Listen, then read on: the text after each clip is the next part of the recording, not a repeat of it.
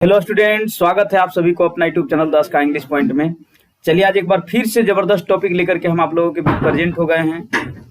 आज का ये जो टॉपिक है, आज के इस टॉपिक में हम एंटन चिको के बारे में बात करेंगे। एंटन चिको जो कि अ मैरिज प्रपोजल को लिखे हैं, आज हम लोग एंटन चिको के ही बारे में आज हम लोग अध्ययन करेंगे। तो आप लोग अच्छे से देख लीजिए, और इससे पहले भी और वीडियोज हम बनाए हैं राइटर के बारे में। अगर उन सभी वीडियोज को आप लोग नहीं देखे हैं तो देख लीजिए, और जो YouTube पर जो है उन सभी वीडियोज को जो हम बनाए हैं उसको नहीं देखे हैं तो हम उन सभी वीडियोज का लिंक जो है इस वीडियो के डिस्क्रिप्शन बॉक्स में हम डाल देंगे, आप लोग जरूर देख लीजिएगा। ठीक है, चलिए बिना समय व्यर्थ बिताए हम स्टार्ट करते हैं। देखिए यहाँ पर लिखा हुआ है a marriage proposal. A marriage proposal के मतलब होता है शादी का प्रस्ताव। मतलब ये कहिए कि एक शादी का प्रस्ताव। तो एक शादी का प्रस्ताव जैसा कि आप जानते हैं कि इसमें जो है तीन पात्र हैं, एक लोमोव है, एक नटालिया है और एक चुबुक्को है। इन्हीं तीनों के बारे में जो है मतलब इस चैप्टर में जिक्र किया गया है, और बहुत ही अच्छे ढंग से उन तीनों पात्र का विश्लेषण किए हैं एंटन चिको साहब। तो आज हम लोग एंटन चिकोव के ही बारे में पढ़ेंगे। चलिए बिना समय व्यर्थ बिताए हम स्टार्ट करते हैं। देखिए यहाँ पे लाइन बाय लाइन देखेंगे, वर्ड बाय वर्ड देखेंगे। कह रहा है कि एंटन चिकोव 1860 एंड 1904। एंटन चिको साहब का जन्म हुआ 1860 में और मृत्यु हो गया 1904 में। याद रखिएगा, ये ऑब्जेक्टिव यहाँ से क्वेश्चन बनता है। जन्म कब हुआ? 1860 में। मृत्यु कब हुआ? 1904 में। एक ऑब्जेक्टिव यहाँ से कंप्लीट हो गया। इसके बाद अगला देखिए, अगला भी इंपॉर्टेंट है, ऑब्जेक्टिव यहाँ से बनता है। Dramatist and short story writer of Russia. देखिए रशिया यानी रूस। कह रहा है कि ये जो एंटन चिको थे ये क्या थे? ड्रामेटिस्ट भी थे। ड्रामेटिस्ट के मतलब होता है नाटककार, नाटक वगैरह भी लिखा करते थे। एंड शॉर्ट स्टोरी राइटर, और लघु कहानी लेखक भी थे। लघु कहानी लेखक के मतलब ही समझिए कि छोटा छोटा ही कहानी भी लिखा करते थे। कौन? एंटन चिको। तो दो ऑब्जेक्टिव कंप्लीट हो गया। पहला कि इनका जन्म 1860 में हुआ, मृत्यु 1904 में हुआ, ये वो ऑब्जेक्टिव यहाँ से बन जाएगा। दूसरा कि क्या क्या थे? ड्रामेटिस्ट थे और शॉर्ट स्टोरी राइटर भी थे। कहाँ का थे? तो ऑफ रशिया यानी रूस के थे। ठीक है, इसके बाद देखिए यहाँ पर है was a doctor by profession. याद रखिएगा, ये प्रोफेशन से, प्रोफेशन का मतलब होता है पेशा, पेशे से एंटन चिकोव एक डॉक्टर थे। ये भी एक इंपॉर्टेंट ऑब्जेक्टिव बन गया। पेशे से ही क्या थे? एक डॉक्टर थे। तो जो भी चीजें हम बता रहे हैं उसको बारीकी से आप लोग देख लीजिएगा, अध्ययन कर लीजिएगा, ताकि आपको फाइनल एग्जाम में दिक्कत न हो। ठीक है, इसके बाद देखिए he began his literary career by writing comic sketches. देखिए ध्यान से समझिए, कह रहा है कि इन्होंने अपना लिटरेरी करियर की शुरुआत किया। लिटरेरी मतलब वही लेखनी कला का जो है शुरुआत करते हैं, है ना? क्या चीज लिख करके? तो bye writing comic sketches. Comic sketches, comic के मतलब एक तरह से हास्यास्पद टाइप के होता है स्केचेज। पहले ही समझिए कि कॉमिक स्केचेज होता क्या है। देखिए एक किताब है, एक किताब में क्या है कि चित्र वगैरह जो है बनाया गया है, और चित्र बनाया हुआ रहता है, और उन चित्रों में जो है मतलब चित्र के माध्यम से लोग जो है उस पर एक कहानी टाइप का या नाटक टाइप का लिखा करते हैं। तो इन जो है उसी बुक को देख करके, जो चित्र वाला बुक था, उन्हीं किताबों को देख करके, उन्हीं किताबों में तस्वीरों को देख करके लिखना शुरू किए। क्या चीज को? तो अपनी राइटिंग की शुरुआत किए। इसके बाद देखिए यहाँ पर कह रहा है ही लिव्ड इन रशिया। वो रशिया में रहते थे, है ना, during the rule of the jars और इम्पेरर। देखिए रशिया में इनका जो जीवन जो था वो अपना जीवन काल में जो है मतलब जिस समय ये अपने जिंदगी को जी रहे थे, या फिर ये कह लीजिए कि इनकी जीवन काल में जो है ना वहां पर शासक था, शासन था। क्या चीज का? जार। जार्स के मतलब देखिए रूस का जो शासक होते हैं ना, उन्हें जार्स कहा जाता है। और इम्पेरर्स मतलब वही जो शासक होते हैं। उस समय रूस का शासक था, है ना, इम्पेरर। इसके बाद देखिए हिज वर्क्स प्रेजेंट ऑन। इनकी जो वर्क्स हैं, इनकी जो किताबें हैं, इनकी जो रचनाएं हैं, वो प्रेजेंट करता है। प्रेजेंट के मतलब होता है प्रस्तुत करना, प्रस्तुत करता है on accurate picture of the Russia of his day. मतलब अपने दिनों में, मतलब उस समय के दिनों में, मतलब ये अपने जीवन काल के दौरान जो है मतलब ये एक्यूरेट पिक्चर को दर्शाने की कोशिश की है। रूस की जो एक्यूरेट पिक्चर है, एक्यूरेट के मतलब होता है ये कहे कि एक असली तस्वीर, को दर्शाने की कोशिश किए हैं ऑफ रसिया, अपने रूस में जो रहने वाले लोग हैं उनकी मनोभाव को, उनकी जो है सोच विचार को जो है दर्शाने की कोशिश किए हैं। इसके बाद देखिए दे ऑल्सो एक्सप्लोर, एक्सप्लोर के मतलब होता है दिखलाना, प्रकट करना, तो वे प्रकट भी करते हैं the depth of human emotion. Depth के मतलब होता है गहराई तक, मतलब ये जो है ये दर्शाने की कोशिश किए हैं मानव की जो सोच विचार है, मानव किस तरह से इंसान जो है किस तरह से अपने ही बातों से अपने ही उलझन में पड़ जाता है, किस तरह से वो डिस्कम्फोर्ट में पड़ जाता है, उन्हीं सब चीजों को दर्शाने की कोशिश किया, वो भी डेप्थ तक। डेप्थ के मतलब एकदम गहराई तक ऑफ ह्यूमन इमोशन, मानव की जो इमोशन है, इमोशन मतलब वही भावना, उसको दर्शाने की कोशिश किए हैं।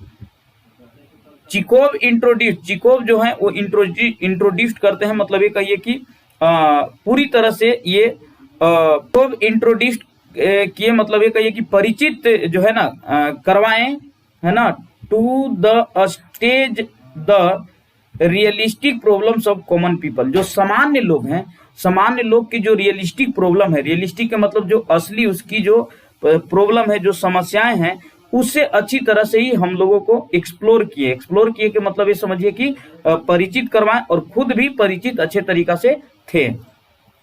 इसके बाद देखिए हिज वर्क्स ऑफन शो, इनकी जो किताबें, इनकी जो रचनाएं हो अक्सर दिखाया करता है क्या चीज को, कॉमिक एटीट्यूड। कॉमिक एटीट्यूड का मतलब ही समझिए ना कि मतलब हंसने योग्य जो मनोभाव होता है उसको दर्शाने की कोशिश किए हैं। Toward the behaviour expected from the elite of that time, मतलब ये कहिए कि कॉमिक एटीट्यूड को दर्शाने की कोशिश करते हैं। द बिहेवियर एक्सपेक्टेड मतलब वैसी व्यवहार जो इंसान एक्सपेक्ट करता है, मतलब उम्मीद करता है, वैसे उम्मीदों को जो है इलाइट जो है वहां के जो मध्यम वर्गीय लोग थे, मतलब ये कहिए कि जो मध्यम वर्ग के जो लोग थे उनकी जो उस समय की जो रहन सहन, उनकी जो विचार था उसको दर्शाने की कोशिश किए हैं दैट टाइम, अपने समय में। इवन हिज सैडेस्ट प्लेज, इनको कितना भी सैडेस्ट प्लेज होता है, सैडेस्ट का मतलब काफी जो है ना दुख वाला जो नाटक होता है ना, कॉन्टेन ह्यूमर, उसमें जरूर शामिल रहता है ह्यूमर। ह्यूमर का मतलब हंसी योग्य, मतलब कितनों इनका दुख से भरा हुआ नाटक होता है, वो नाटक में थोड़ा मोड़ा हंसी की बातें ही डाल ही देते हैं। कौन? एंटन चिको। इसके बाद देखिए हिज कॉमेडीज, इनके जो कॉमेडीज हैं आर बेस्ड ऑन, इनकी जो कॉमेडीज होता है, जो ये कॉमेडी लिखते हैं वो आधारित होता है क्या चीज पर, ऑन रिकॉग्नाइजेबल ह्यूमन वीकनेस। इनकी जो रचनाएं हैं, इनकी जो कॉमेडीज वगैरह है उसमें दर्शाने की कोशिश करते हैं कि मानव का जो है वो मानव जो है उसकी वीकनेस जो है, उसकी जो कमजोरी है, उस कमजोरी को जो है ना रिकॉग्नाइजेबल पर आधारित होता है। रिकॉग्नाइजेबल का मतलब पहचानने योग्य, इंसान की कमजोरी किस तरह से पहचान में आ जाता है, कैसे वो पहचान लिया जाता है, इन सभी चीजों को ये दर्शाते हैं अपने कॉमेडीज में। हेंस इसलिए they portray human life in sensitive, portray करते हैं, पोर्ट्रे करने के मतलब होता है चित्रण करना, इसलिए चित्रण करते हैं ह्यूमन लाइफ, मानव जो जीवन है उसको जो है ना चित्रण करते हैं इन सेंसिटिव, एकदम संवेदनशील तरीके से। इसके बाद देखिए यहाँ पर लिखा हुआ हिज इंपोर्टेंट वर्क्स, इनकी महत्वपूर्ण कुछ रचनाएं हैं, है ना, इंक्लूड महत्वपूर्ण रचनाओं में शामिल है, जैसे कि अंकल वानिया, याद रखिएगा इंपोर्टेंट है, जो रचनाओं हैं रचनाओं को भी आपको याद रखना है ना। इनका रचना का नाम क्या है? अंकल वानिया, 1900 ईस्वी में इसको लिखे थे। द थ्री सिस्टर्स ये 1901 में लिखे थे। एंड द चेरी ऑर्चार्ड ये भी 1904 में इसको लिखे थे, है ना। मतलब ये जो भी तीनों जो रचनाएं हैं ये काफी इंपॉर्टेंट है, इन सभी चीजों को आप लोग अच्छे से याद कर लीजिएगा। ही हैड ए कंसाइडरेबल इन्फ्लुएंस, इनका एक कंसाइडरेबल इन्फ्लुएंस रहा है। इन्फ्लुएंस का मतलब होता है प्रभाव, इनका एक विशेष प्रभाव रहा है, मतलब ये कहिए कि कंसाइडरेबल इन्फ्लुएंस के मतलब हो जाएगा एक विशेष प्रभाव रहा है। ऑन 20वीं सेंचुरी, 20वीं शताब्दी में ड्रामा, मतलब 20वीं शताब्दी में जो ड्रामा लिखे हैं उन सभी ड्रामा में जो है एक विशेष जो है इच्छाप छोड़ दिए हैं।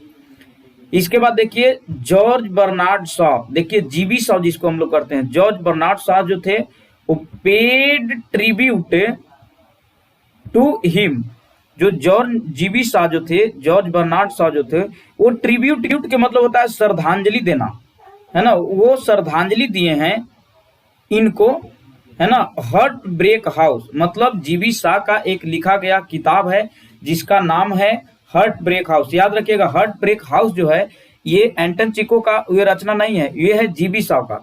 और उस किताब में जो जीबी शाह हैं वो एंटन चिको के बारे में जो है उनकी श्रद्धांजलि को उसमें दर्शाए हैं, जो कि 1919 में लिखे थे GB Shah. The present comedy, और ये जो वर्तमान में अभी जो कॉमेडी है जिसका नाम है अ मैरिज प्रपोजल, जिसका नाम क्या है अ मैरिज प्रपोजल।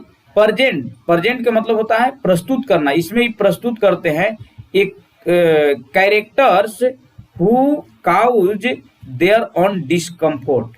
इस प्ले में, इस नाटक में, या कहिए कि इस कॉमेडी में, मतलब ये मैरिज प्रपोजल जो कॉमेडी है इसमें जो है एंटन चिकोव साहब जो हैं वो प्रस्तुत करते हैं कैरेक्टर का। कैरेक्टर के मतलब ये कहिए कि चरित्र का, ऐसे चरित्र का वर्णन करते हैं हु काउज देयर ऑन डिस्कम्फोर्ट, जो खुद से इंसान जो है डिस्कम्फोर्ट हो जाता है। डिस्कम्फोर्ट के मतलब ये कहिए कि बेचैन हो जाता है।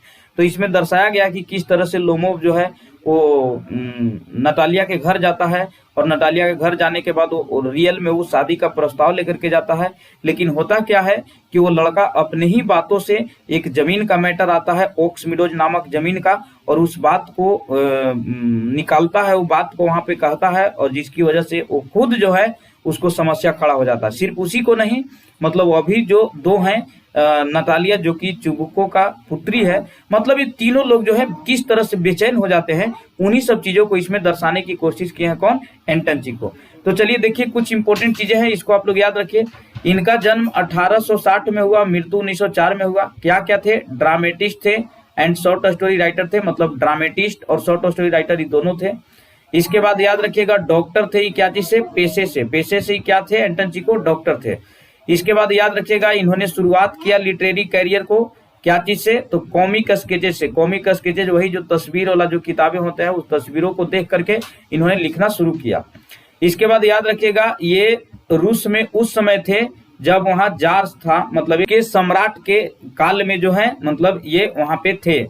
इसके बाद और याद रखिए यहाँ पर इनकी जो रचनाएं हैं वो रचनाओं को याद रखिए। इनकी रचना जो है अंकल भान्या है, इसके बाद है द थ्री सिस्टर्स है, इसके बाद द चेरी ऑर्चार्ड है, इसको भी याद रखिए, इंपॉर्टेंट चीज है।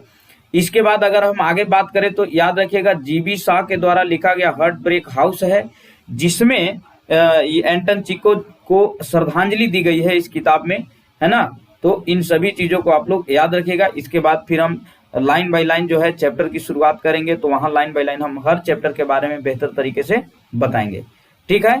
तो उम्मीद करते हैं कि जो भी चीजों को लाइन बाय लाइन बताया गया, वर्ड बाय वर्ड बताया गया, इसको आप लोग समझ गए होंगे। तो अच्छे से देख लीजिए, हो सके तो एक बार दो बार देख लीजिए। वीडियो को लाइक कर दीजिए, वीडियो को शेयर कर दीजिए, चैनल को सब्सक्राइब कर दीजिए, ताकि ऐसे ही वीडियो हम और बनाते रहें और आप लोग उसका आनंद उठाते रहें, ठीक है। थैंक्स स्टूडेंट्स, मिलते हैं नेक्स्ट वीडियो में, तब तक के लिए सभी को धन्यवाद।